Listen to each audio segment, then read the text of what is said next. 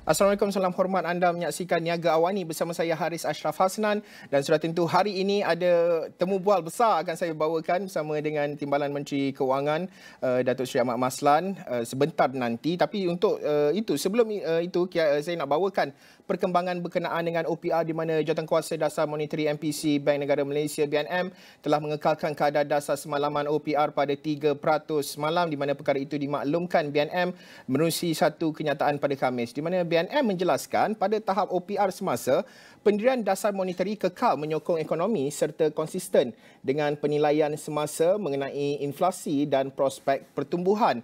MPC kekal berwaspada dengan perkembangan semasa untuk memaklumkan penilaian mengenai prospek inflasi dan pertumbuhan dalam negeri.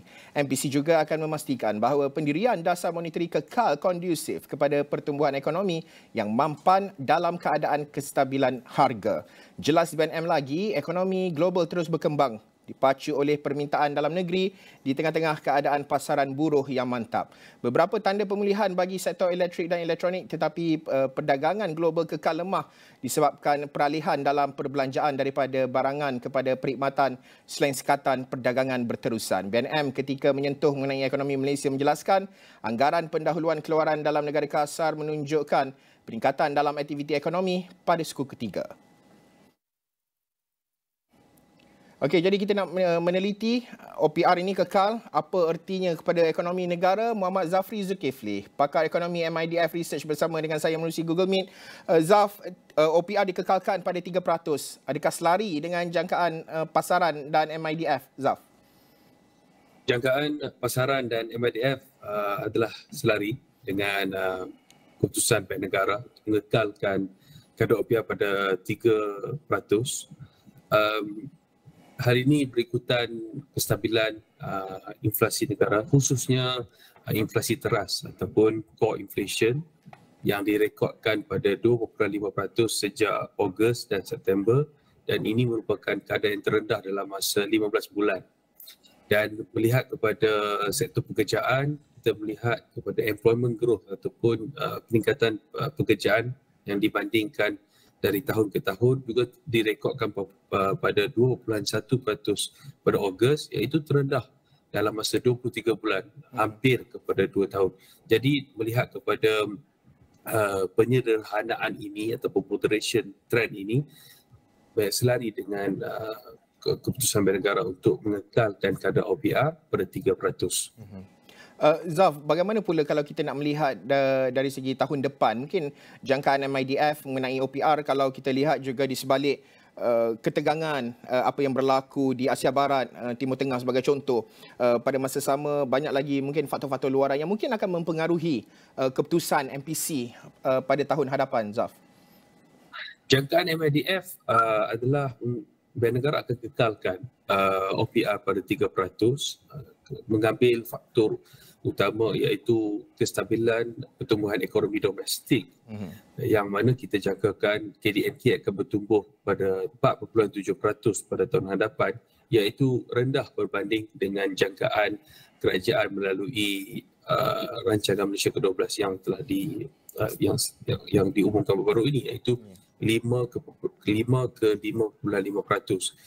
Jadi dengan kestabilan kadar inflasi dan sektor pekerjaan terus menyederhana, jadi MIDF Research tidak nampak ada keperluan untuk Bank Negara naikkan kadar OPR pada tahun hadapan maupun mengurangkan kadar OPR.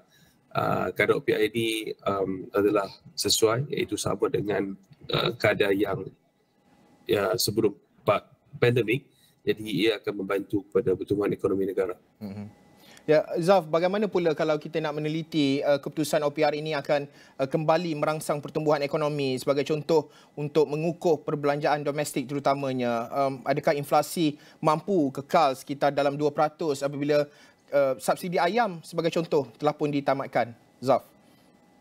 Baik, seperti saya sebut tadi, kadar OPR ini adalah sama dengan pra-pandemik, ataupun kalau kita lihat pada sejak 2010 sampai 2019, kadar OPR berlega di antara 2.75% ke 3.25%. Jadi 3 ke 3.25% ini adalah kadar yang normal.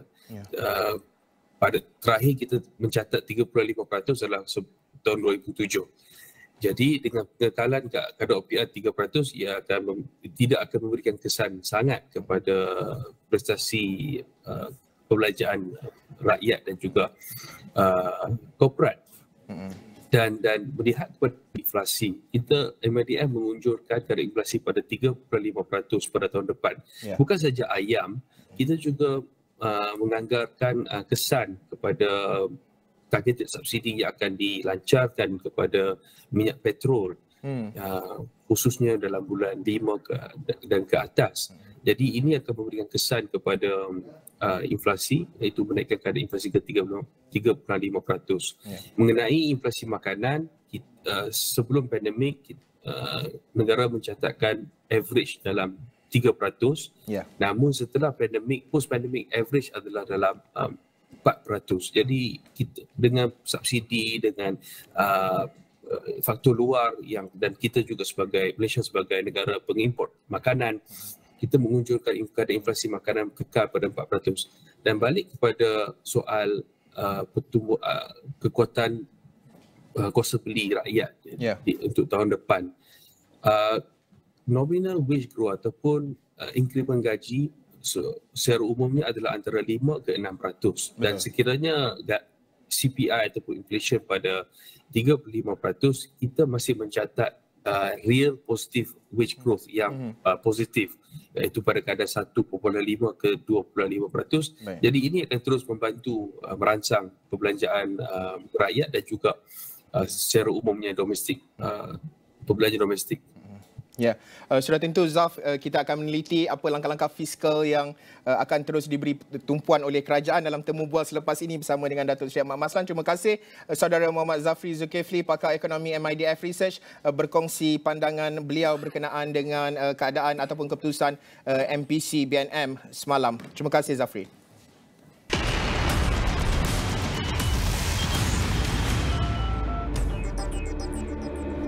Ini antara perkembangan terkini yang baru kami terima. Pengasas FTX Sam Bankman-Fried didapati bersalah atas kesalahan penipuan terhadap pelanggannya dengan nilai keseluruhan $8 bilion Amerika.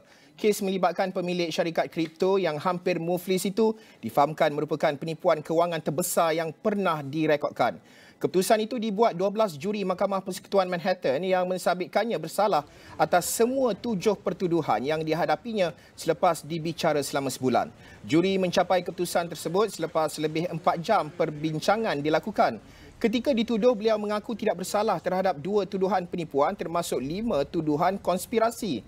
Penghakiman ini merupakan kemenangan bagi Jabatan Keadilan Amerika Syarikat dan Damian Williams, antara pendakwa terbaik di Manhattan yang menjadikan banteras rasuah dalam pasaran kewangan sebagai salah satu keutamaannya. Beliau merupakan graduan Massachusetts Institute of Technology dan popular dengan gaya rambut kerintingnya. Bincang lanjut akan kami bawakan dalam astroawani.com.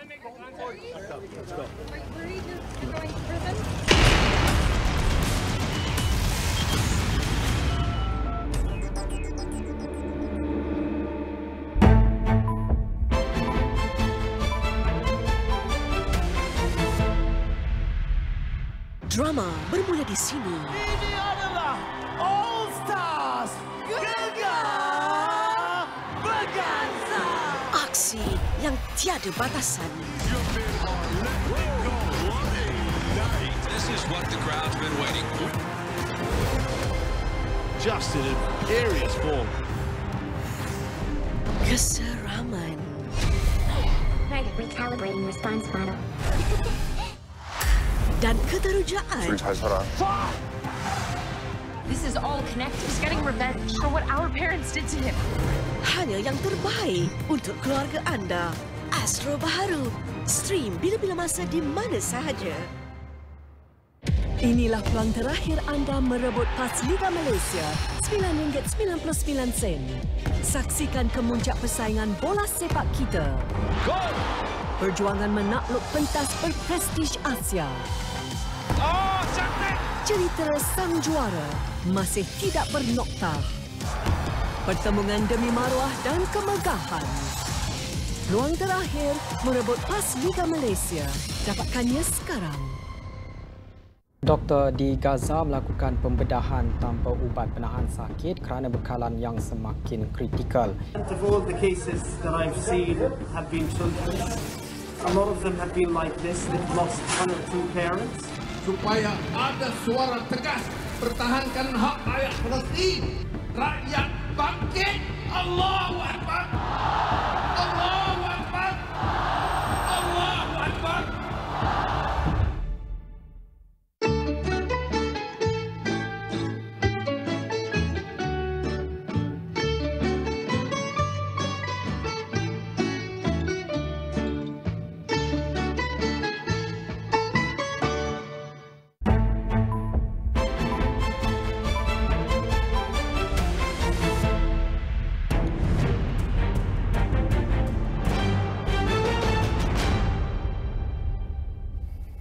Bertemu kembali, Dewan Rakyat meluluskan rang undang-undang RUU Perbekalan 2024 Belanjawan 2024 selepas RUU itu selesai dibahaskan di peringkat dasar.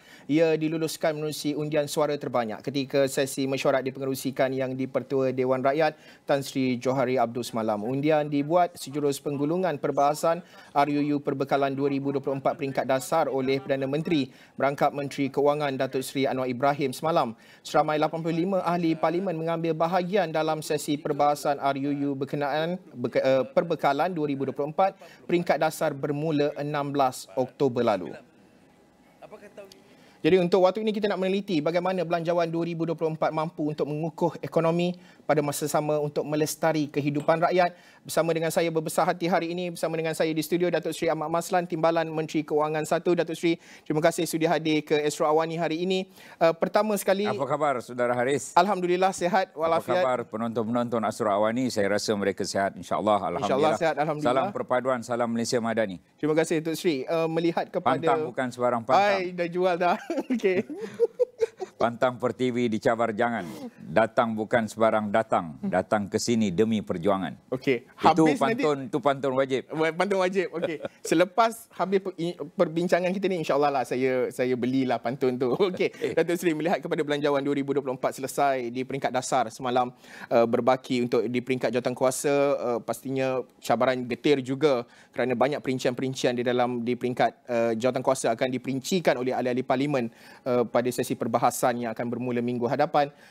Pertama sekali, membuka perbincangan kita, apa melihat kepada Belanjawan 2024 ini, bagaimana nak menghasilkan balance lah orang kata, kerana kalau boleh dikatakan ianya bukanlah belanjawan untuk election, justru ada banyak perkara-perkara melibatkan unpopular decision perlu dilakukan. Sebelum menjawab unpopular decision itu, saya membawa 3 buah buku. Ya. Ini berkaitan dengan perbahasan belanjawan dan juga berkaitan dengan ekonomi negara Malaysia. Ya. Pertama, tinjauan ekonomi. Bukunya tidaklah tebal sangat tetapi 194 muka surat. Ya. Itu tinjauan ekonomi. Kedua, tinjauan fiskal. Ini buku penting untuk melihat apa data-data yang ada. Ini 231 muka surat. Dan setelah diluluskan di peringkat dasar, ini buku hari Isnin. Ya. Hari Isnin, Selasa, Rabu, Khamis sampailah 2-3 minggu buku ni. Buku ini ialah anggaran perbelanjaan persekutuan mengikut 26 kementerian, baris demi baris. Harits. Giliran saya hari Isnin. Semalam Perdana Menteri, Menteri Keuangan, saya selaku Timbalan Menteri Keuangan 1, maka giliran saya untuk menjawab baris demi baris mengenai peruntukan yang dibelanjakan Kementerian Keuangan. Itu. Ini tentang 3 buku yang saya tunjukkan. Betul. Dan apakah keputusan-keputusan yang kurang popular tetapi mesti dibuat? Pertama ialah untuk menjadikan subsidi itu bukan subsidi tersasar tapi subsidi bersasar ataupun targeted subsidi. Yang kedua ialah terpaksa menaikkan beberapa komponen daripada cukai perkhidmatan daripada 6% pada 8%. Itu antara 2 perkara yang sukar tetapi terpaksa dibuat. Dengan itu akan menambah 3.45 bilion ringgit lagi kepada pendapatan kerajaan, menjadikan 312 bilion ringgit. Dan satu perkara, kita berhadapan dengan ekonomi yang serba mencabar, namun dari segi perbelanjaan tahun depan dia melebihi daripada perbelanjaan tahun ini. Belanjawannya tahun ini 388.1 bilion ringgit, tahun depan 393.8 bilion ringgit, ya. 90 bilion untuk pembangunan, 303.8 untuk belanja operasi, ya. OE dalam istilahnya, DE itu Development Expenditure, OE itu Operating Expenditure. 393.8 jumlahnya. Betul. Datuk Seri, nak merangka belanjawan ini bukan satu perkara yang mudah. Terutama dalam nak meningkatkan hasil negara, pada masa sama kesejahteraan rakyat itu menjadi keutamaan. Berbalik kepada unpopular decision itu, mungkin Datuk Seri boleh kongsikan proses merangka belanjawan ini dalam nak mendatangkan kestabilan dan juga win-win situation lah. Hasil dapat tinggi, rakyat juga kehidupannya terbela, Datuk Seri. Menarik, tahun ini kita ada 2 kali belanjawan. Pertama 24 hari bulan 2, iaitu belanjawan untuk 2013. Dan baru ni 13 bulan 10 belanjawan untuk 2014. Yang 2024, minta maaf. Yang tahun ini belum habis lagi. Kita sudah berfikir untuk tahun hadapan. Ini kerana semua yang meneliti tentang ekonomi negara dan belanjawan negara tentu ingin melihat apakah perkara yang nak dibuat oleh kerajaan.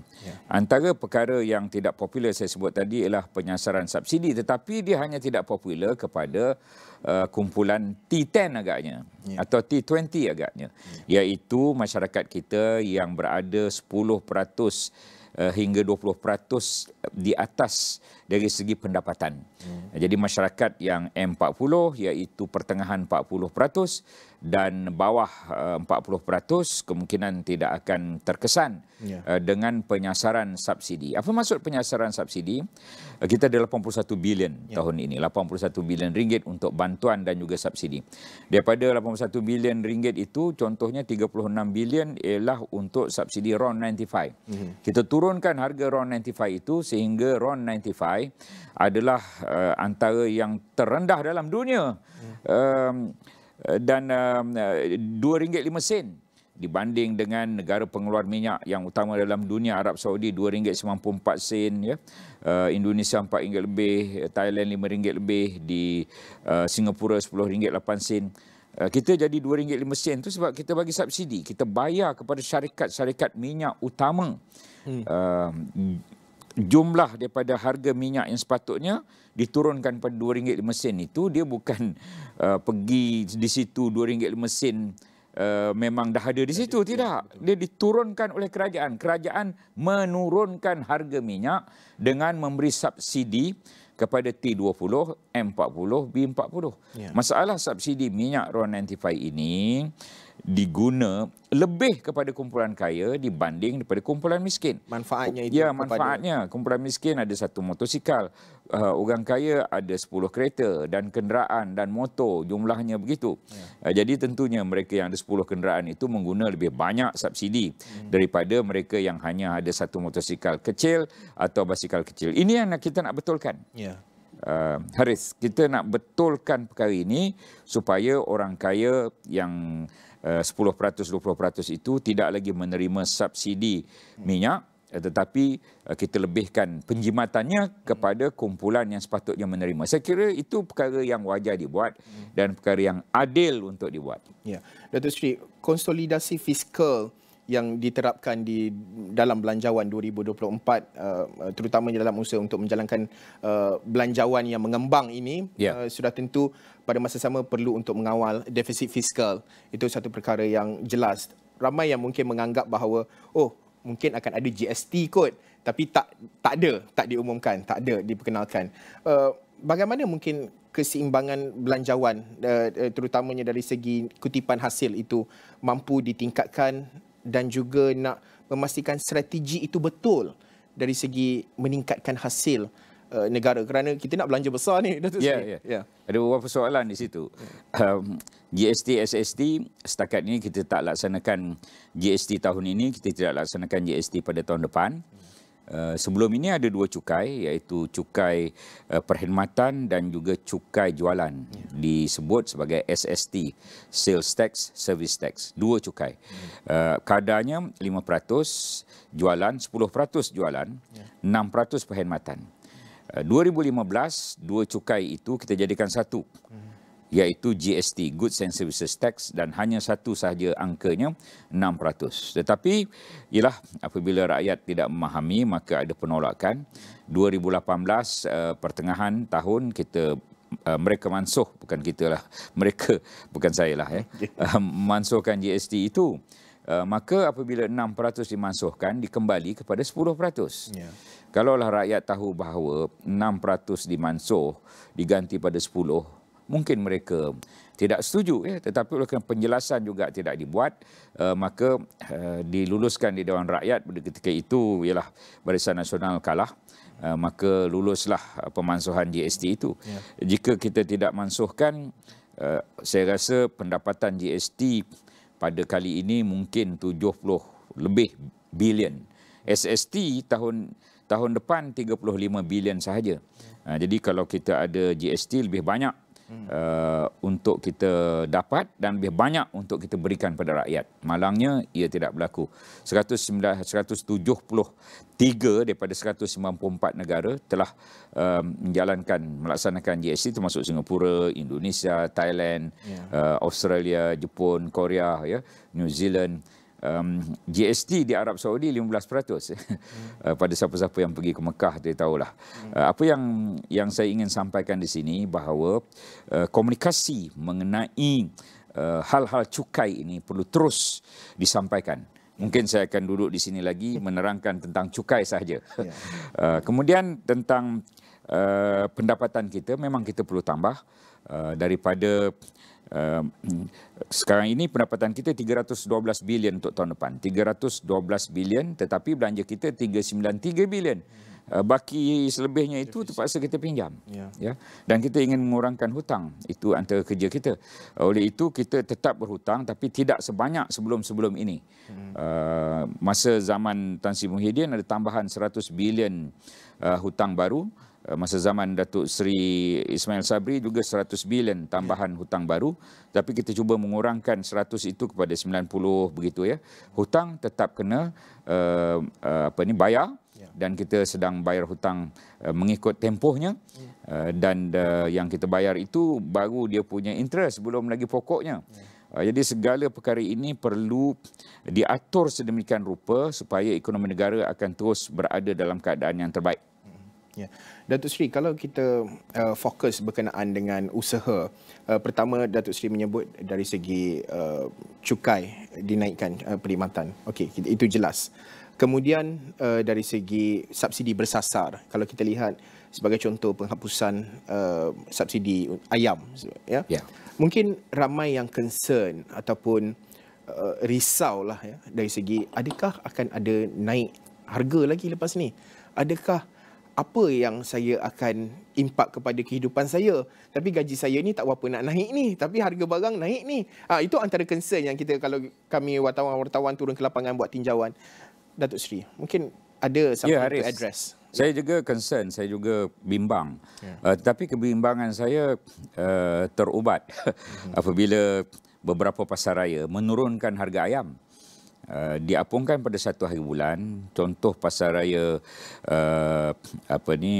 Maidin, dia dengan Datuk Amir Maidin dalam TikTok, dia kata ayam di Maidin RM7.99 sekilogram. Kemudian keluar pula Lotus kata ayam di Lotus RM7.49. Ini satu perkara yang baik. Rupa-rupanya apabila kita tarik subsidi, bukan menaikkan harga ayam, tapi menurunkan harga ayam. Saya harap perkara ini akan berlaku berterusan. Sebagaimana kita melaksanakan GST pada 1 hari bulan April 2015, bukan menaikkan harga barang pada permulaannya, malahan menurunkan harga barang sesuai dengan teori saya lah, bahawa GST menurunkan harga barang. Dan Maiden sekali lagi, pada ketika itu saya pergi ke Maiden, dia menurunkan harga hampir keseluruhan barang dengan pelaksanaan GST. Kerana sebelum itu SST 10%, GST 6%. Daripada 10 turun pada 6, tentulah ada kesan pada penurunan harga barang. Masalahnya peniaga yang beretika ni tak ramai, Saudara Harits. Ini yang menjadi masalah kita di negara ini. Kalau kita ambil MBA, saya ambil MBA di UKM hari itu, ya, tahun 2002, ada satu subjek tu mengenai etika perniagaan. Bukunya tebal. Etika perniagaan, business ethics, dan di situ diterangkan bagaimana peniaga-peniaga perlu menjalankan perniagaan dengan beretika. Kartel contohnya adalah perbuatan tidak beretika. Komplot harga. Komplot harga. Mereka berkomplot, katalah 11 pengeluar ayam yang terutama, yang terbesar di Malaysia berkomplot, kita naikkan harga ayam RM8 misalnya. Kita nak naikkan harga ayam bulan depan RM9 misalnya. Jadi ini perlu diambil tindakan segera oleh penguatkuasa. Penguatkuasa KPDN, Kementerian Perdagangan Dalam Negeri, kos sara hidup. MyCC. Kemudian MyCC. MyCC bahasa Melayu, Suruhanjaya Persaingan. Suruhanjaya Persaingan, mereka mengambil tindakan terhadap monopoli. Mereka mengambil tindakan terhadap kartel. Ambil tindakan segera. Bawa ke mahkamah segera. Jatuhkan hukuman segera. Sebagaimana yang berlaku pada beras hari itu, saya mencadangkan dalam satu mesyuarat penting. Saya kata kena ambil tindakan segera, maka diambillah kepada mereka yang menyorok beras dan sebagainya segera, supaya dia jadi ingatan kepada peniaga-peniaga. Jadi kerisauan itu terubat apabila ada peniaga yang beretika. Kerisauan itu terubat apabila penguatkuasaan itu benar-benar dilakukan. Ya, Datuk Seri, dan apabila subsidi ini dikurangkan, sudah tentu cash aid, bantuan tunai itu juga disalurkan, dan angkanya dijangka lebih besar untuk tahun hadapan dari segi jumlah penerimanya. Mungkin Datuk Seri boleh nak perincikan berkenaan dengan dari segi bantuan tunai itu. Dulu kita ada BRIP, Bantuan Rakyat Satu Malaysia, lepas tu namanya berubah-ubah jadi BSH, Bantuan Prihatin lah apa semua. Sekarang ini namanya Sumbangan Tunai Rahmah atau STR. Pada tahun ini 8 juta rakyat menerima, tahun depan 9 juta rakyat menerima. Pada tahun ini peruntukan yang kita bagi 8,000 juta atau 8 bilion, tahun depan naik pada 10 bilion peruntukan, 10 bilion ringgit peruntukan kepada 9 juta rakyat. Dan kepada yang bujang, tahun ini 350, tahun depan RM500 sumbangan tunai rahmah. Kemudian kita ada SARA, sumbangan asas rahmah. Tahun ini 220,000 orang dengan mendapat RM100 tiap-tiap bulan selama 6 bulan. Tahun depan dapat 700,000 orang dengan RM100 tiap-tiap bulan selama 12 bulan. Hanya dengan menunjukkan kad pengenalan, mereka boleh membeli di pasaraya terpilih sebanyak RM100 setiap bulan. Jika belanja RM60, bulan depan dapat RM140 sebab bakinya dibawa ke depan dalam kita punya kad pengenalan itu.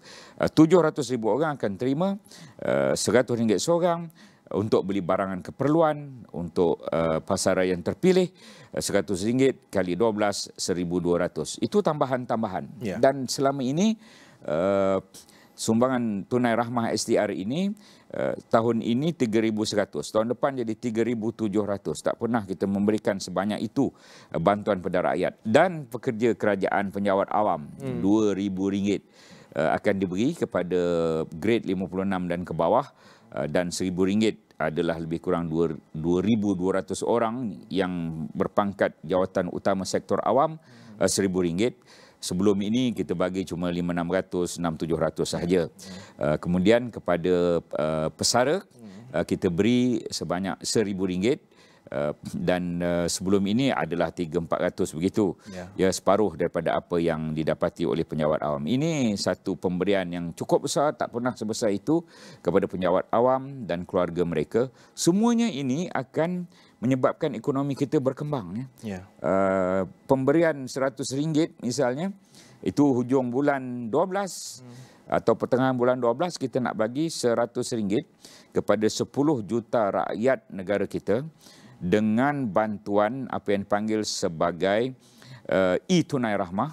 Dan e-tunai rahmah ini kepada mereka yang berpendapatan 100,000 dan ke bawah, 10 juta orang kali RM100, 1,000 juta ringgit, 1 bilion ringgit kita nak bagi pada bulan 12 e-tunai rahmah. Banyak betul bantuan. Ya. Datuk Seri menyebut berkenaan dengan bantuan dan kita lihat bahawa Belanjawan seringkali memberi fokus kepada terutamanya masyarakat yang berpendapatan rendah lah, B40 dan juga usaha untuk menghapus kemiskinan tegar dan sebagainya. Tapi aspek lain yang besar adalah perlu kita telitikan adalah M40 yang mungkin merasakan kurang mendapat perhatian daripada kerajaan. Mungkin ada yang kata Belanjawan kali ini adalah genderless, groupless, sebab ada semua orang akan dapat sesuatu dalam aspek Belanjawan kali ini. Mungkin Datuk Seri boleh bantu untuk faham berkenaan dengan fokus kepada golongan M40 ini, Datuk Seri. M40. Harits T20 ke M40? saya biarlah rahsia M40 atas lah. M40 atas. Okey. Saya kena mengaku saya Yalah Datuk Seri. T lah. T agaknya lah. T tapi T bawah. Okay. T bawah. Yang Tan Sri Taikun tu T atas. Saya T bawah je. Jadi M40 memang selalu perkara ini dibangkitkan. Saya tak menafi. Tapi saya ingin maklumkan di sini bahawa apabila kita kata nak bagi RM100 kepada 10 juta rakyat, 10 juta tu tentu ada M40 di dalamnya. Apabila kita kata kita nak bagi STR STR tadi 9 juta, tadi yang 10 juta tu e-tunai rahmah.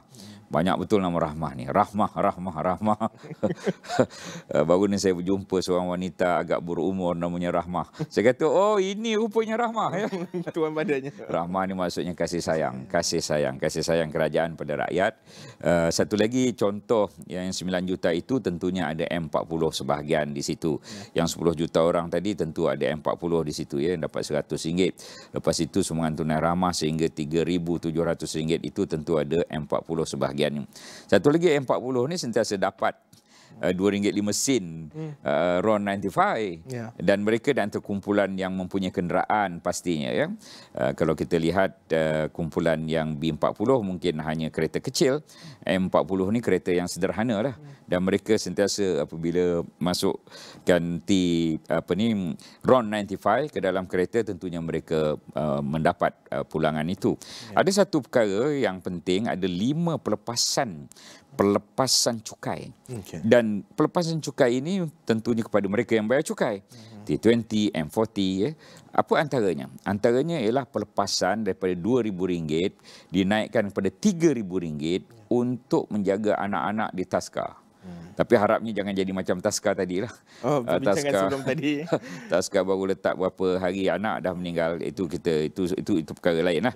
Tetapi ini menghantar anak ke taska, tentunya M40 ramai terlibat dan dia dapat potongan cukai daripada RM2,000 pada tahun ini, tahun hadapan pada RM3,000.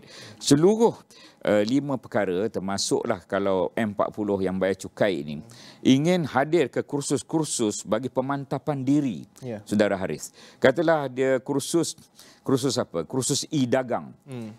Dia kepilkan dia punya segala bukti-bukti itu, dia boleh dapat pulangan dari segi pelepasan cukai sehingga ribuan yang tertentu lah. Keseluruhan 5 perkara pelepasan cukai ini memberikan RM750 juta. Kehilangan hasil kerajaan. Apabila kehilangan hasil kerajaan yang sepatutnya dikenakan kepada M40, dengan lain perkataan M40 mendapat manfaat daripada RM750 juta itu. Jadi M40 kalau ada anak pergi sekolah awal tahun kita bagi RM150. Kalau seorang. Harits berapa orang anak? Masih lagi bujang Tok Sri.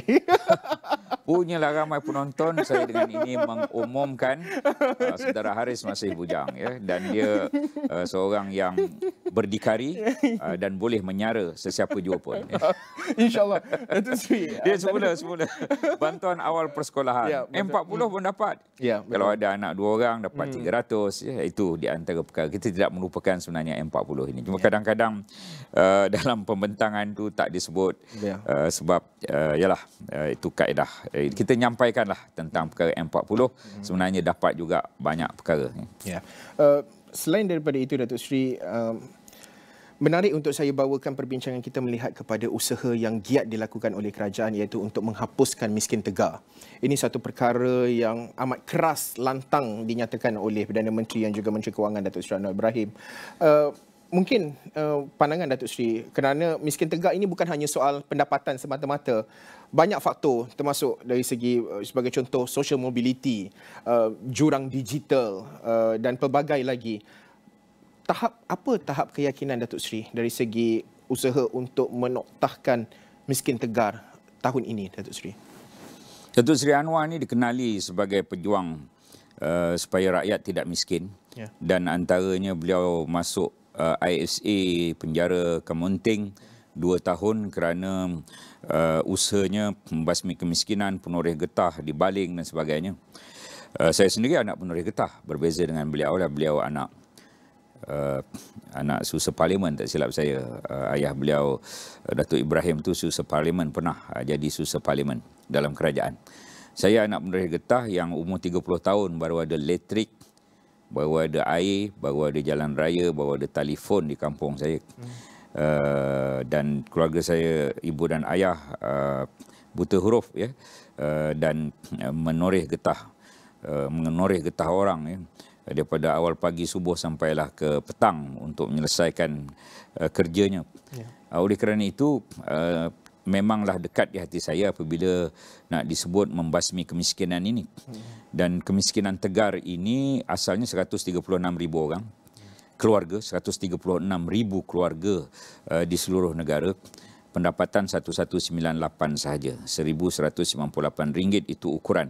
Miskin 2208, RM2,208 sebulan. Jika suami dan isteri campurkan tak dapat 2208, bererti itu miskin. Tetapi kalau dicampurkan suami dan isteri hanya 1198, dia miskin tegar. Saya gembira apabila diumum oleh Perdana Menteri 13 bulan 10, tinggal 18,000 orang, tinggal 18,000 keluarga sahaja lagi. Jadi kalau 18,000 keluarga ini dengan diadakan segala macam-macam program, contohnya Kementerian Ekonomi ada IPR, Kementerian Kemajuan Desa dan Wilayah bawah Datuk Seri Dr. Ahmad Zaid Hamidi, juga ada banyak program-program untuk membantu masyarakat luar bandar dan masyarakat miskin ini. Saya yakin pada 31 bulan 12 2023 adalah satu sejarah dalam negara kita. Pada ketika itu tidak ada lagi miskin tegar di dalam negara. Yang miskin tegar ini kita tidak mengira negeri. Walaupun negeri itu tidak menyokong kerajaan persekutuan, Kelantan ramai miskin tegar yang kita nak hapuskan kemiskinannya. Kedah, Terengganu ramai miskin tegar yang kita nak hapuskan kemiskinan tegarnya. Begitu je Perlis. Termasuklah Sabah dan Sarawak dan negeri-negeri lain. Tanpa kita melihat negeri siapa, negeri mana, kita akan berazam, committed dalam masa 2 bulan ini untuk memastikan penoktahan miskin tegar ini berjaya dilakukan. Dan kita akan melakukan segalanya untuk memastikan perkara ini laksana. Dan diumum oleh Perdana Menteri semalam bahawa beliau ada keyakinan kemiskinan tegar tinggal 18,000 keluarga ini boleh kita tamatkan. Tetapi kalaulah keluarga itu suaminya terlantar dan isterinya tidak bekerja, maka bantuan-bantuan khas terhadap keluarga seumpama itu yang tidak boleh bekerja kerana terlantar dan sakit, atas kaedah yang tertentu kita boleh laksanakan program-program khas untuk mereka bagi memastikan pendapatan mereka lebih daripada 1198 pada 31 hari bulan 12 nanti. Ya. Datuk Seri, lebih kurang dalam 2 minit perbincangan kita dah dekat setengah jam, dah lebih nak dekat setengah jam. Apa harapan dan juga aspirasi Datuk Seri dari segi, terutamanya dari segi pelaksanaan? Itu perkara yang cukup penting kerana kita lihat banyak dasar dan juga polisi diumumkan kerajaan, tapi ianya perlu selari. Kerangka ekonomi madani itu besar. Kita ada NIMP, kita ada NETR, Belanjawan sebagai penggerak utamanya. Harapan Datuk Seri kepada Belanjawan ini dan juga nak memastikan pelaksanaannya itu secara teratur dan impaknya itu dapat dirasai rakyat, Datuk Seri. Ya, kita ada 26 kementerian. Kita ada menteri, ada timbalan menteri. Di 26 kementerian itu ada ketua seusaha kementerian, ada ketua pengarah dan macam-macam. Lagi jawatan-jawatan kementerian itu kita berharap agar mereka memastikan segalanya dilaksanakan seawal dan secepatnya mungkin ya, dengan tata kelola yang baik. Saya membentangkan rang undang-undang keuangan kerajaan dan tanggungjawab fiskal kali pertama dibentang dalam Parlimen. Itu satu perkara yang bersejarah. Pada hari Rabu, hari Khamis, hari Jumaat pembentangan bajet 13 hari bulan. 11 hari bulan diterima di Dewan Rakyat mengenai FRA ini, Fiscal Responsibility Act, yang mana kita memastikan 4 perkara. Defisit tidak boleh lebih daripada 3%. Sekarang ini defisit 5.6, tahun lepas, tahun ini 5%, tahun depan 4.3%. Itu pertama yang kita nak kena capai. Yang kedua, hutang tak boleh lebih daripada 60% KDNK. Sekarang ini 64, 63 begitu. Ya, hutang. Yang ini hutang tidak campur dengan contingent liability ataupun jaminan kerajaan yang sudah sekarang ini 1.5 trilion yang perlu diatasi. Yang ketiga, segala jaminan-jaminan kerajaan ini tak boleh lebih daripada 25% KDNK. Sekarang ini lebih kurang 17%, maka kita tidak lebih. Dan satu lagi ialah jumlah pembangunan. Tahun ini 90 bilion. DE itu hendaklah lebih daripada 3%.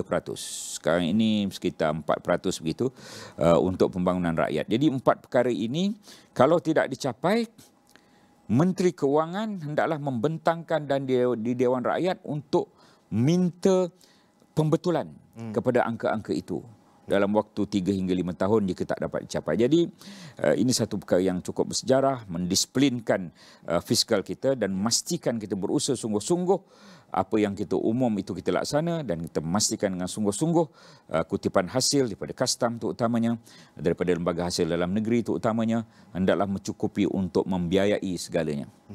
Datuk Seri, sudah tentu ini merupakan langkah awal dalam nak merealisasikan kerangka ekonomi madani yang diumumkan oleh kerajaan. Saya nak ucap terima kasih sekali lagi. Okey, baik. Bersama kawan selalu bersukan, gaya terkini hidupnya mesra, Belanjawan terbesar dibentangkan ekonomi madani, majukan negara. Tadi kata nak jawab. Okey. Nasi goreng, mi kari, kalau sudi datanglah lagi. Okey, just a simple one, Datuk Seri. Terima kasih banyak Datuk Seri kerana sudi hadir bersama dengan kami di AWANI dalam membincangkan pasca Belanjawan 2024, dan sudah tentu kita nak meneliti bagaimana dari segi pelaksanaannya selepas ini, tanggungjawab fiskal dan juga kesejahteraan rakyat itu menjadi asas dan juga teras utama di bawah kerangka ekonomi madani. Baik, sekian sahaja Niaga AWANI untuk waktu ini. Selepas ini anda akan bersama dengan rakan saya Tehmina Kaoosji dalam perbincangan lanjut dalam Niaga Spotlight. Terima kasih Datuk Seri.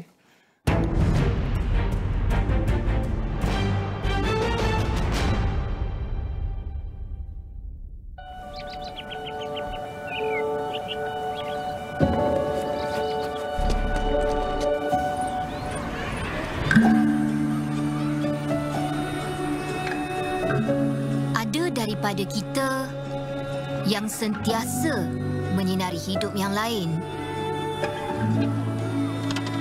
Ada daripada kita yang hulurkan tangan, berikan masa. Ada daripada kita yang sentiasa turut serta. Walau berbeza, kita duduk semeja.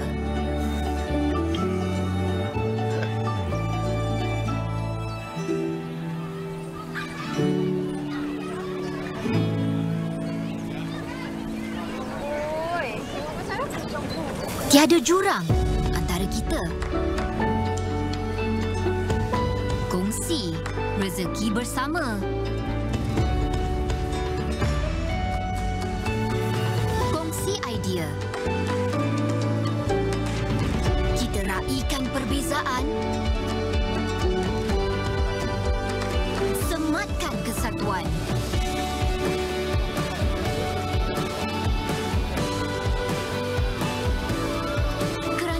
Bersama, kita menggerakkan negara ke puncak dunia.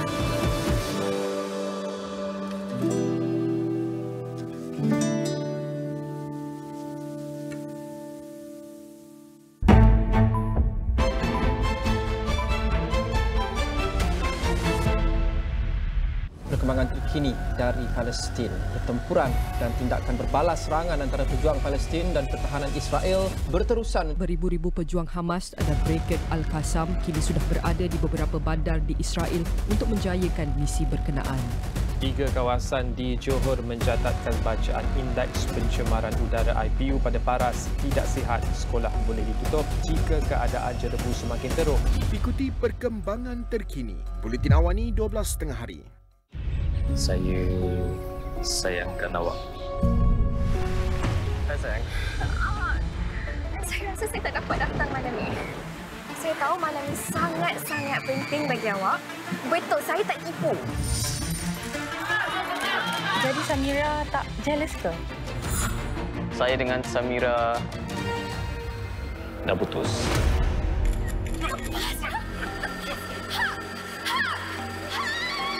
Saya tak sangka apa boleh buat macam ni kat saya. Macam mana saya nak start balik hidup saya macam ni? You Haji Dohati kan? Jamie. Jap, where are you going?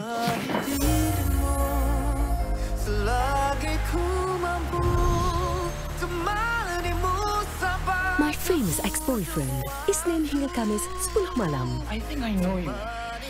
You ex-girlfriend Hak Zuhal kan? Di Astro dan On Demand.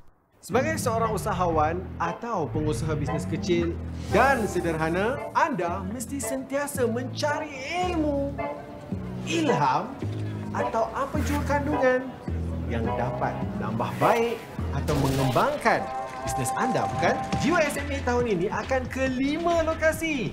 Zon Borneo, Zon Utara, Zon Selatan, Pantai Timur pun ada dan Kuala Lumpur. Pelbagai aktiviti akan dijalankan, termasuklah sesi perkongsian dari pakar-pakar dan influencer terpilih, workshop untuk upskill dan ruang pameran. Untuk segala info dan update, sila layari www.jiwasme.com.my. Dalam masa sama, jangan lupa untuk ikuti program khas Jiwa SME di saluran 501 Astro Awani dan semua platform media sosial Astro Awani. Apa jua yang berlaku di sekeliling kita, pastinya ada punca dan kesan masing-masing. Faktor harga ekonomi, pengaruh politik dalam atau luar negara memberikan impak kepada kehidupan harian kita. Di Niaga Awani kami memberikan gambaran jelas melalui analisis mendalam, merentas pelbagai segmen dan latar belakang. Kami akan bantu anda untuk faham segalanya. Bisnes, ekonomi, pasaran, Niaga Awani 9 pagi Isnin hingga Jumaat hanya di Astro Awani.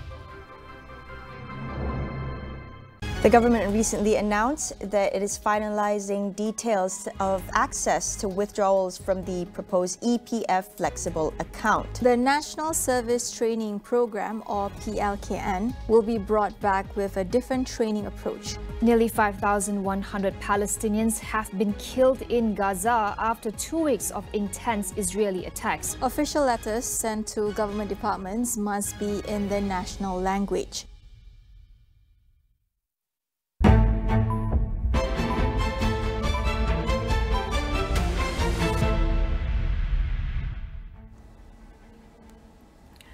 Hello and welcome to Niaga Spotlight with me, Tehmina Kaoosji. Niaga Spotlight goes through the week in business and future affairs, market watch, industries, analysis and insights. We've got you covered right here on Niaga Spotlight.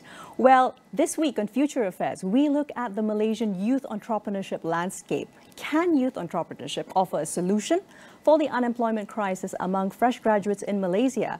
Now, it's quite interesting to know that close to 500,000 Malaysian youth are currently unemployed, with approximately 40% being degree, diploma holders experiencing underemployment. And furthermore, Centre for Future Labour Market Studies EU-ERA 2023 stats show that approximately 90,000 graduates in Malaysia are facing unemployment. And meanwhile, at the same time, between 2014 to 2023, youth entrepreneurship has actually increased by 30%. This is due to government policies, continuous encouragement, and also increased incentive and targeted intervention strategies. However, only 20%, did you know, of all such enterprises survive and thrive each year. So today we focus on youth entrepreneurship and strategies to enhance capacity and competitiveness in order to ensure direct economic growth and sustainability. Joining me in the studios now for this timely discussion, we've got an excellent lineup of panelists. We have, of course, Yap Soo Yi, founder and CEO with Community Tukang Jahit. We've got Daniel Al-Bakri, Program Manager with RISE, Asia School of Business, as well as Shazrul Suhaimi right next to me, Research Associate with Khazanah Research Institute, KRI. How are we all doing? Thank you so much for making time today. Thank you for having us. Thanks, Tehmina. Fantastic. Okay, Shazrul, perhaps I can get started off by asking about the Budget 2024 allocations. We've seen small loans for micro entrepreneurs and small traders taking the spotlight. There's a 330 million allocation under Tekun to provide financing facilities to small traders. There's Batik, Craft Entrepreneurs, Orang Asli, Sabah, Sarawak, Bumiputra. Any thoughts on this preliminary from a macro perspective? Okay. So for the allocation from Tekun is quite welcome. Is a continuation of Budget 2023, and it also gives the much needed support for grassroots businesses. What is more important is that it not only fosters entrepreneurship in these marginalized communities, but it also promotes our traditional crafts and cultural heritage. Absolutely. And Suyi, given the fact that Community Tukang Jahit, KTJ, and your tailors focus on batik, any thoughts on this? I think the support is definitely something that the government saw to, perhaps grow the gig economy. I think it's great. But to me, I think more on my perspective as running a business and starting young is that it's more so on how is the allocation given, and also, the monitoring, the due diligence. I think that part perhaps is still a bigger, like you said, the macro view, right? I think that's what is still lag behind, perhaps. Yeah, exactly. And just to run us through briefly, what are KTJ's stats looking like currently? You have about roughly how many full-time tailors working with you? We have about 70 to 80 tailors with us, and these are home-based seamstresses. These are stay-at-home moms, single mothers, the OKU group, and these are technically the gig economy, I would call it, right? So these are women who are unable to go into the workforce due to children and responsibility of the household. So with KTJ as a platform, they're able to actually earn a side income with the time in between of their home responsibilities. Exactly. Also balancing the fact that we do want to be having many more women involved in this area. Yes, Daniel. Oh yeah, if I could just chime in as well. In terms of the, let's say, Orang Asli and the B40 communities, some RISE research has actually shown that there's actually a difference in perception of entrepreneurship between urban and rural youths. For urban youths, they see it as a full-time career, something that they can actually go into and earn a living wage off. Whereas for rural youths, they generally see it as a backup. It's something that's not really something that they can rely on and live off for their whole careers. So I think it's also important to ensure that while you are providing the capital and the fundings for people to start their businesses, you have to also make sure that their aspirations there are something that can be grown into something full-fledged. If not, you'll end up with just very small businesses that fail regularly. Exactly. And I think speaking again to the statistics that we have, basically that means 100 out of every youth entrepreneur businesses, basically 80 of them fail with maybe 20 of them staying afloat, right? Because those first 2 years are absolutely key. Okay, now there are other allocations as well. 20 million ringgit to contribute to the Bumiputra Youth Entrepreneurship Program, or TUBE, under SME Core. So what are the actual gaps between such allocations and whether youth entrepreneurs can survive the first 2 years in business? Sui, perhaps you can go back to the experience that KTJ actually experienced. You actually did pivot from a slightly different business model, but within the same sector in 2018. What were those challenges within the first 2 years of operation that told you, okay, now is the time and we've got to make that switch? All right, I think with the experience I think it was very much during the pandemic moment, right? So that was really, it took a toll on many businesses, I would assume. So like you said, many closed down during that 2 years, and that 2 years is exactly during the pandemic. We experienced it post, and then we told ourselves, like, at that time, at that moment, we were doing just clothes, like fashion clothing and very small scale corporate gifts. But the minute the pandemic hit, face masks became a thing. So we had to immediately pivot. And after the 2 years, again, face mask was obsolete, and we had to then pivot again. I think the most important aspect, like, to running a social enterprise or a business or a startup, is to have that always ready to adapt sort of situation. So I think definitely, yes, with the allocations given to a lot of young entrepreneurs, in the end of the day, it's very much the entrepreneur that takes these funds and push through to survive the first 2 years. We don't want, like what Daniel said, we don't want to see more and more startups blooming, jumping on a bandwagon, and then not sustaining. So yeah, I think that's a lot to do with the longer run, right? There's not just the allocation part. I mean, that's just the start.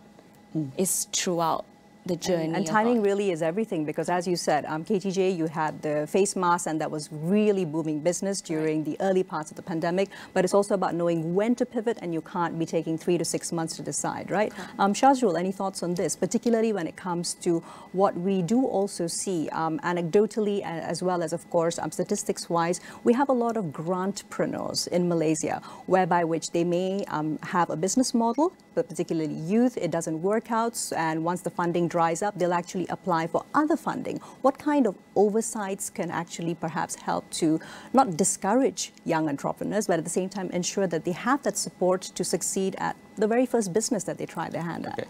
So looking at just the allocation, we need to look at beyond financing alone. So based on our upcoming study, we found that almost 75% of graduate entrepreneurs actually have not applied for any government assistance programs. So there is a general lack of awareness of existing initiatives that will be able to help them out in the long run. So interesting. Daniel, any thoughts on that, particularly when it comes to awareness amongst the youth that RISE has been able to reach out to 350 odd overall? Yes, I think that's something that we've definitely encountered with many of the youth, not only from our boot camps, which are on the ground, but also with our online courses as well, that there's actually a lot of resources that are available from government, SME Core. There's a whole slew of programs, but there's just very little sign-ups beyond maybe when they first launch. And I think that's an issue of just getting people aware and marketing it. And in the sense that it's not just something whereby you have a target group and you just shoot it. It's something that should be talked about all across. And this is where education comes into the picture as well, right? It should be something that they should be aware of, you know, at high school, in colleges, in universities, and post that, and make sure that always that they can connect to that. Because these days it seems very odd that all these online resources aren't being tapped on when everybody, well, most people are able to just quickly do a Google search. Exactly, so true. And Sui, I wanted to ask you, looking at the general economic climate, of course, we are in a full pandemic economic recovery phase, but at the same time, cost of living pressures have meant slower purchasing power. And managing that as an entrepreneur, particularly those that also you have amongst your tailors, those who fall into the youth demographic, how are they managing it? So I guess it comes to echo with Daniel, is that it comes to awareness and a lot of education. I mean, from your sector, it's more like educating the youths to jump into entrepreneurship. For me, it's educating our tailors, our akak-akak, the beneficiaries, to understand that it's in their own hands, right? To be able to sustain, to be able to earn their own income is on their own credits, on their own efforts and commitment. So I think it's very much the awareness and at the same time the education that we share, that, you know, is based on how much you sow creates how much of wealth or how much sustainability of income you can earn. So for us, KTJ as a platform, we really focus on the sales part, right? So this is driving job opportunity to this group of B40 women. But in the end of the day, they are nothing but a supply chain. They still have to then take on that responsibility of earning this income for themselves and for their family. So it's very much, you know, the belief that yes, it may be at the start 50 ringgit per week, but some of them are earning more than 1,000 a week. And this is more than what subsidies are given. It's probably more than enough for their you know, their household income.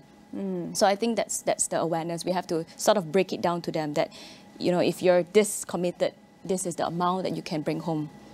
True. And of course, that commitment also takes short-term, medium-term, and even long-term time investment, right? So from there, and also zoning in the fact that you said only being part of a supply chain, I wanted to ask about the 10 million allocation, which will go towards financing Tekun Belia, the mobilepreneur scheme. And this is capital for young people involved in delivery services using motorcycles. Any thoughts on this, Shazrul? Particularly when we're looking at the fact that we need to, yes, support youth who perhaps have gone into this sector of ride-sharing and delivery, but at the same time ensure that they are not limited in their opportunity for socio-economic mobility. Okay. So although the program highlights mobilepreneurs, the gig economy also encompasses tasks and the completion of micro-tasks on digital platforms. So there is an expanded view that we need to take into when we look at gig economy. It is constantly changing, so it will be useful for these individuals to look at the existing digital platforms that we have and look at what is currently being demanded in the market. to make sure that they can upskill and hopefully develop themselves as individuals. Very interesting indeed. And Daniel, so when it comes to other skill set that Malaysian youth in the gig economy require, what was something that RISE's programs were able to sort of hone in on? I think in terms of the, actually, before we get into that, I think something interesting between the gig workers and entrepreneurs is the interest sometimes with gig work for Malaysians. Yes, sometimes that's the only opportunity they might have, but it's also what we found actually, like we had talked to youths from Yayasan Chowkit, because we were interested in running programs there, and they were saying you're going to have a lot of resistance because many of them are fine with being Grab riders, and part of that is because of the independence that kind of work allows for. They work at their own time and that sort, and they choose when they work and how they work. But the thing is that we can bring up is that actually that's also entrepreneurship to a degree. If you run your own business, that's the sort of things you can do. You're your own boss.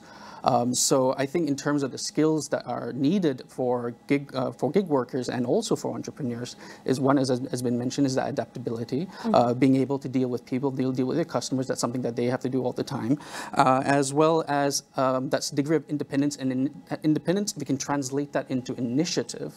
Then you're already halfway there between being somebody who just does it 9 to 5 and actually kickstarting something maybe potentially new and running a business and going from there.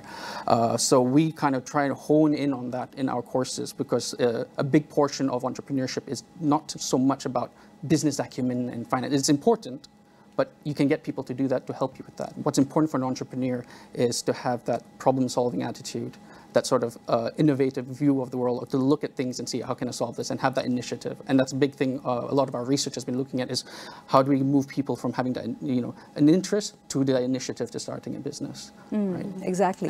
And from interest to initiative, I think it's also really important that we also frame this entire discussion through the lens of how that may also differ between urban and rural demographics. Any interesting insights from there, Daniel? Oh yeah, I think as I mentioned, so we had looked into rural youths in Semborna. We were looking mainly in girls, actually, as girls' schools, as well as youths in KL. So it was one school there and 2 schools in Semborna. And then we kind of made them draw out what their aspirations in the future was, right? If you imagine yourself as a business person, what would you look like? And what we found for a lot of urban youth, they saw themselves in that case as, like I said, that entrepreneurship was definitely a full-time career. You could see yourself becoming a successful business person, right? You start something small and you grow and it becomes something big, and I'm very wealthy and a big family, right? My restaurant's going to be huge. But for rural youths, their aspirations are a lot smaller and very tempered.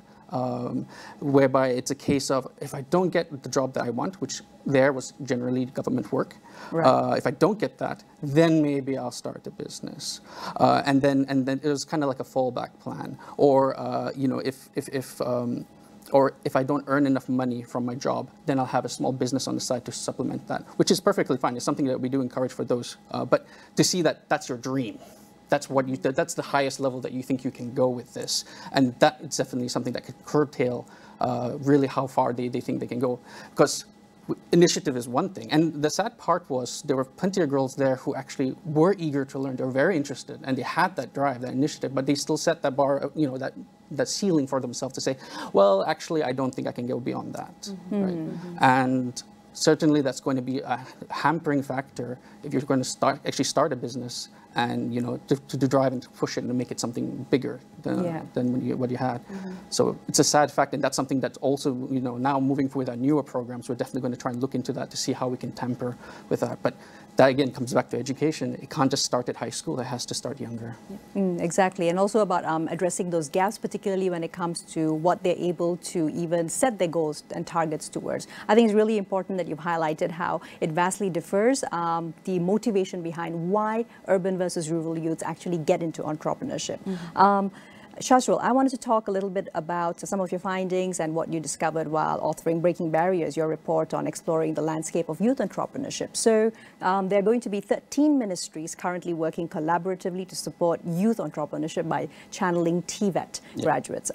Now, your thoughts on how this ecosystem while still nascent, needs to be set up to ensure that it isn't just producing also those qualified now on paper at least with a certain skill set, but unable to operationalize it as youth entrepreneurs? Okay, so to talk about the 13 ministries working collaboratively, it shows that this current system is actually quite fragmented with programs that might overlap with one another.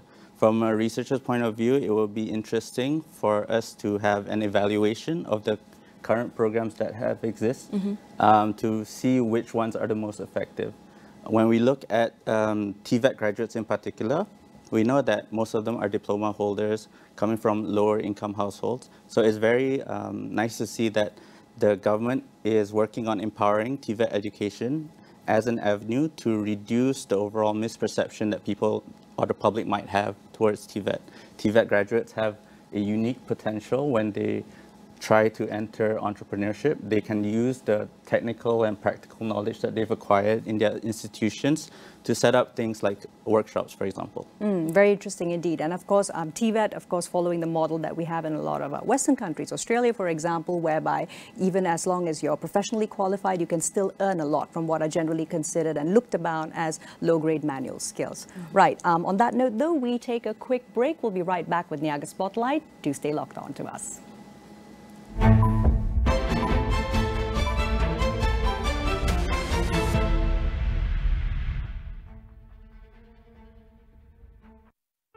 PM mengumumkan yuran pendaftaran universiti awam dihadkan tak lebih daripada RM1,500. Kes kemasukan ke hospital meningkat 2 kali ganda akibat jerebu. Dan difahamkan sekurang-kurangnya 8 wartawan terbunuh dan 2 lagi hilang dalam serangan udara Israel ke atas Gaza. The government recently announced that it is finalizing details of access to withdrawals from the proposed EPF flexible account. The National Service Training Program, or PLKN, will be brought back with a different training approach. Nearly 5,100 Palestinians have been killed in Gaza after 2 weeks of intense Israeli attacks. Official letters sent to government departments must be in the national language. Hai, saya adalah Huda, kakak fiber anda. Dan hari ini saya ada satu soalan nak share dari Aida Bahar. Dia tanya, Wi-Fi cover satu rumah ke? Handphone boleh cover? Dah tentu Astro Fiber dengan router canggih Wi-Fi 6 boleh cover satu rumah, satu family boleh pakai. Bukan saja semua handphone boleh jimat data pakai Wi-Fi. Anak-anak nak buat homework online pun senang. Ini ada satu lagi tips jimat kita nak bagi tahu. Bila you nak keluar rumah, downloadlah cerita siap-siap dekat Astro Go app tu. Lepas tu, boleh layan dalam train, dalam kereta, dalam flight. Tak kacau data handphone you langsung. Jimat dah tu Aida. Ada lagi soalan? Tanyalah. Gunakan hashtag Tanya Kakak Fiber. Okey? Separuh akhir MFL Challenge Cup menyemarakkan semangat mereka. Keputusan luar jangkaan ketika Penang menentang PDRM. 1-2 menarik mendapatkan Bruno Suzuki. Kuching City berwaspada terhadap kekuatan Kelantan United. Dan kemudiannya melakukan satu blessing yang cukup baik. Semangat kita, berjuang kita demi liga kita. MFL Challenge Cup di Astro Arena Bola dan Astro Go.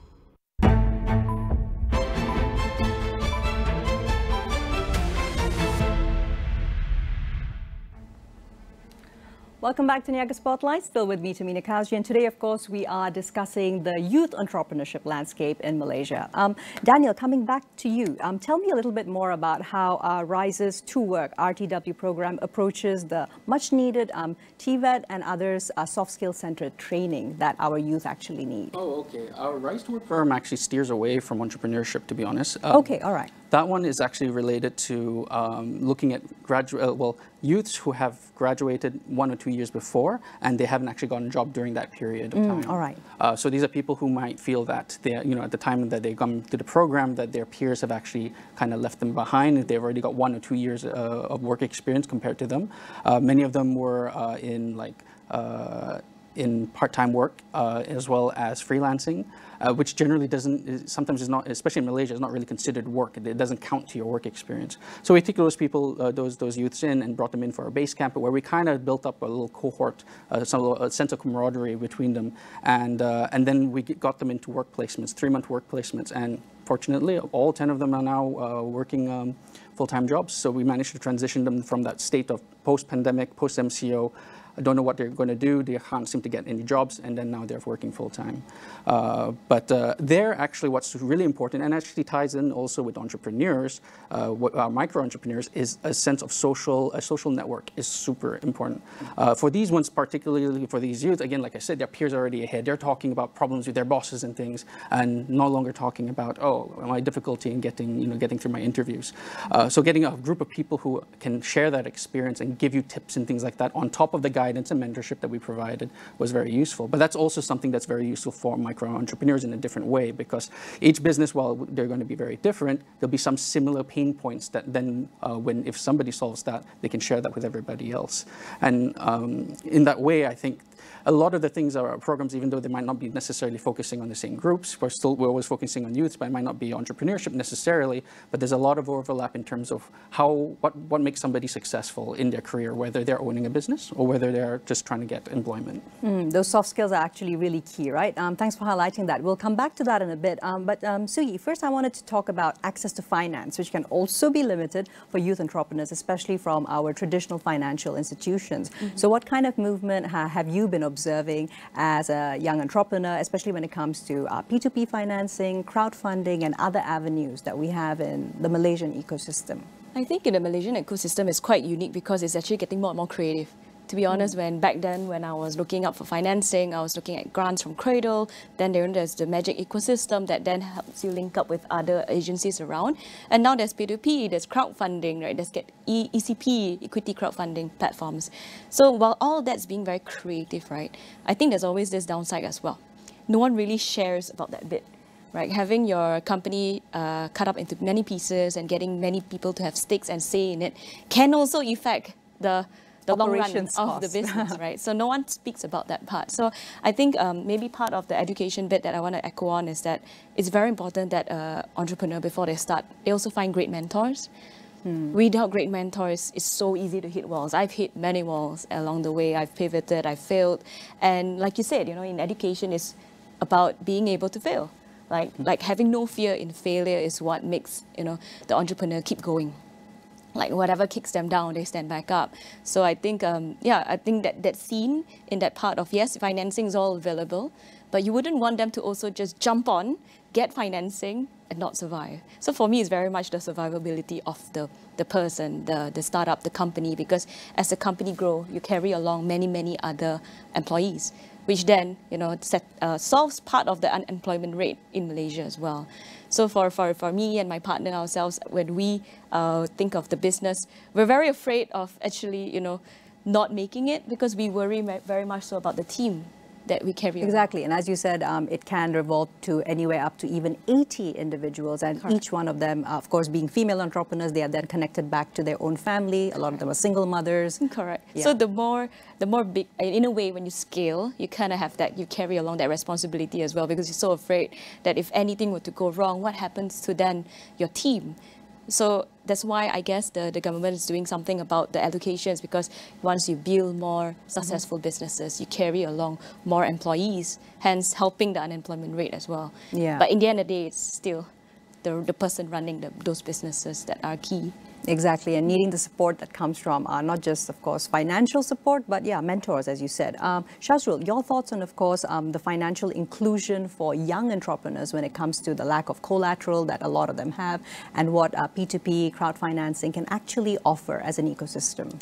So the reason why some entrepreneurs would resort to crowdfunding or P2P is because, based on our upcoming study, we found that most of them are quite reliant on their own savings or their family savings to start a business, with the capital of usually below 10,000 ringgit.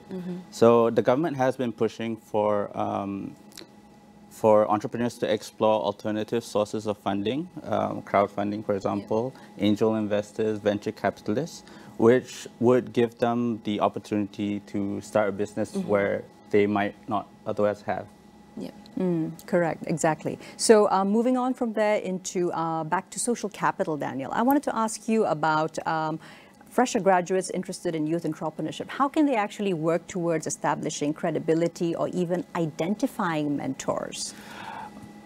Well, firstly, I think the sad truth of the matter is the ones who are more likely to be successful already have that social capital. They come from families with backgrounds who already have those connections, who have the wealth to be able to support them, and they become more risk-taking. They're more willing to get out there. But for those who don't, then actually, to be honest, like I said before, there's actually a lot of programs that are actually available.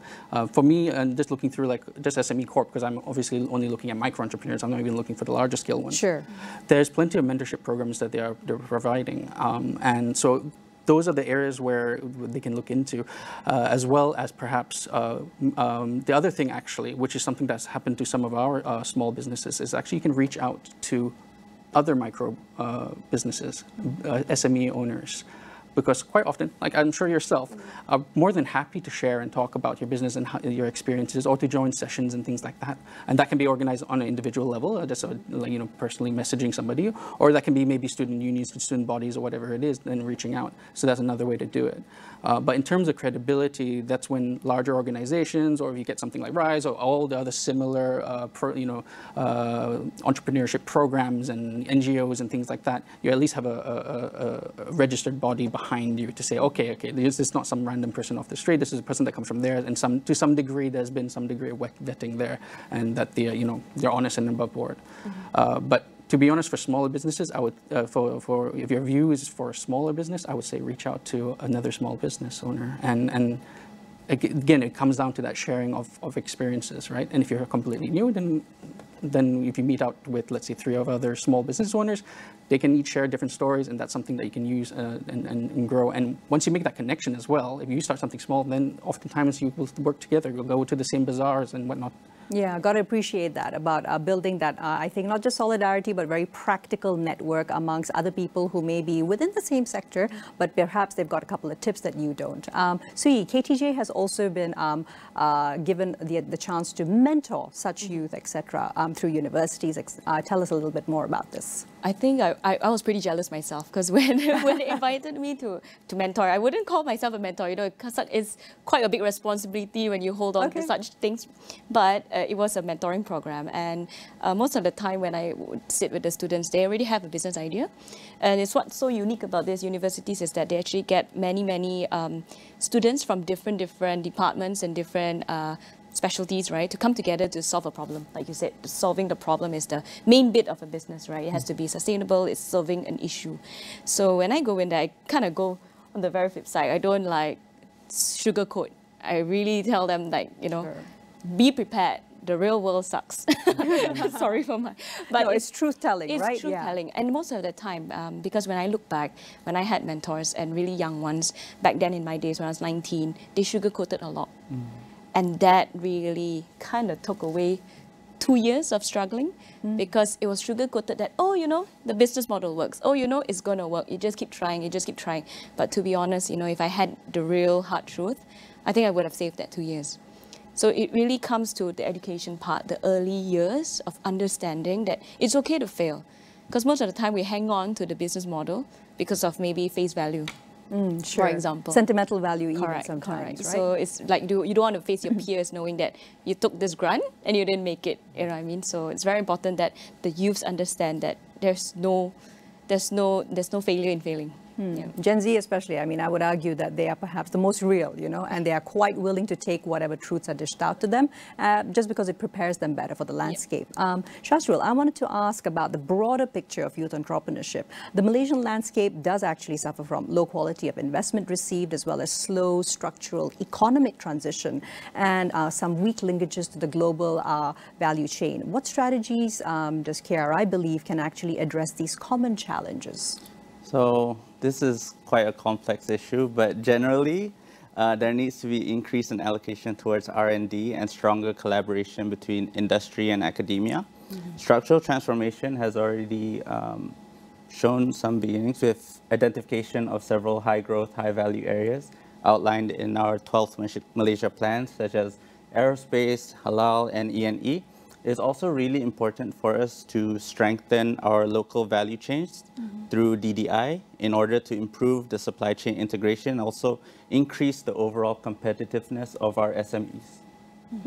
All right, so that's really interesting because it looks towards mostly policy-related interventions and approaches. Meanwhile, what's happening on the ground can be quite different. Daniel, so according to the Global Entrepreneurship Index, or GEI, Malaysia actually ranked 58th in 2019. Our lowest indicators include technology absorption, high growth, internationalization, as well as startup skills. So what targeted approaches could perhaps help overcome these, especially as we look at the way in which most business models for especially youth entrepreneurship tend to bandwagon on what's popular, consumerable goods as well as F&B?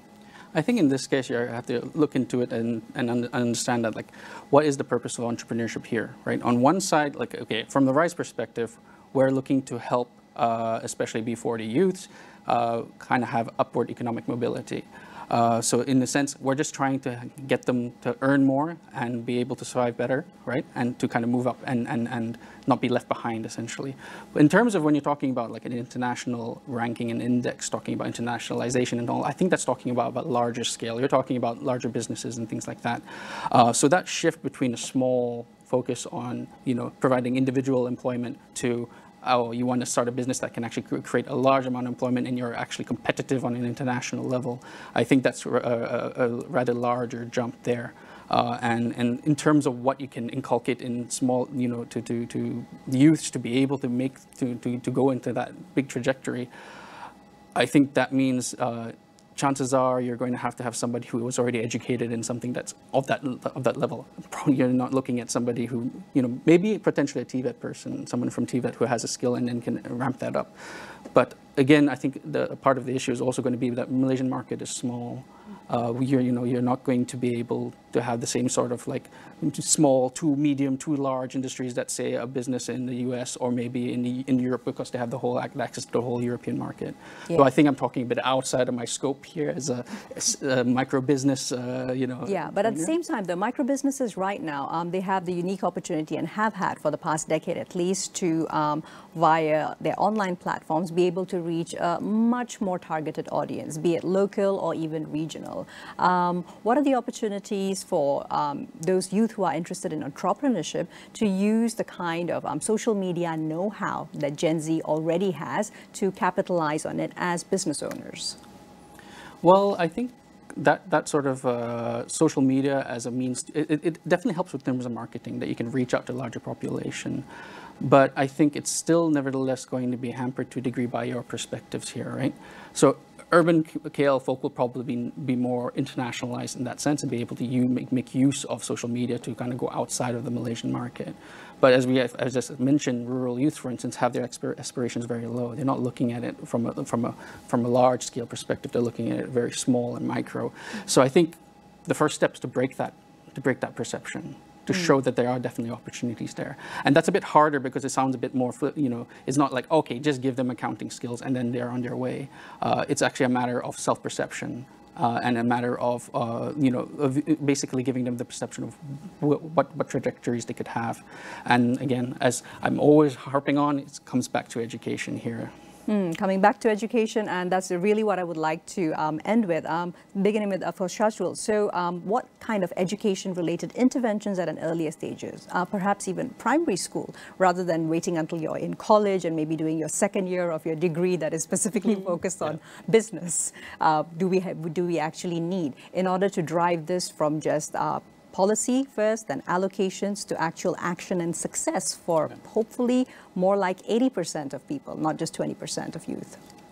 For intervention to happen at the primary or secondary level, teachers can teach their students and develop on skills such as essential business skills, basic financial literacy, and also problem-solving skills. These skills are not exclusive for entrepreneurship per se, but it will also be transferable for any other career path that they might opt into.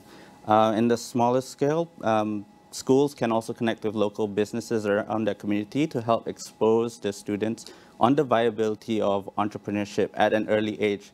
For example, some schools even have carnival days or canteen days where students are given the opportunity to set up their own stalls and conduct their own business firsthand.